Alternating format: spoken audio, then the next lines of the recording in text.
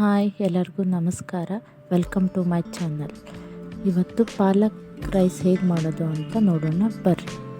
First ಪಾಲಕ್ ಸೊಪ್ಪು ಮತ್ತು ಮೆಣಸಿನ್ಕಾಯನ್ನು ಎಣ್ಣೆಯಲ್ಲಿ ಸ್ವಲ್ಪ ಹುರ್ಕೊಂಡು ಮಿಕ್ಸಿಗೆ ಹಾಕಬೇಕು. ಅದ್ರ ಜೊತೆಗೆ ಸ್ವಲ್ಪ ಶುಂಠಿ, ಸ್ವಲ್ಪ ಕೊತ್ತಂಬರಿ ಸೊಪ್ಪು, ಸ್ವಲ್ಪ ಉಪ್ಪು ಹಾಕ್ಕೊಂಡು ಪೇಸ್ಟ್ ಮಾಡ್ಕೋಬೇಕು. ಈಗ ಕುಕ್ಕರ್ನಾಗ ಸ್ವಲ್ಪ ಎಣ್ಣೆ ತುಪ್ಪ ಹಾಕಿ ಒಗ್ಗರಣೆ ಕೊಡೋಣ. ಪಲಾವ್ ಎಲೆ, ಚಕ್ರ ಮೊಗ್ಗು, ಲವಂಗ, ಏಲಕ್ಕಿ, ದಾಲ್ಚಿನ್ನಿ,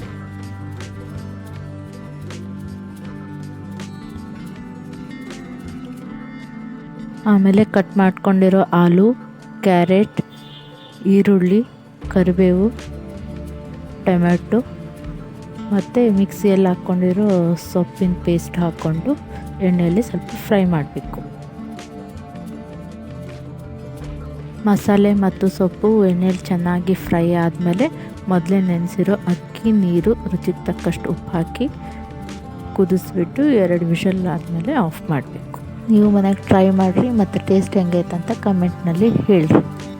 ಈ ರೆಸಿಪಿ ನಿಮಗೂ ಇಷ್ಟ ಆಗಿದ್ರೆ ಲೈಕ್, ಶೇರ್ ಮತ್ತು ಸಬ್ಸ್ಕ್ರೈಬ್ ಮಾಡಿ. Thank you.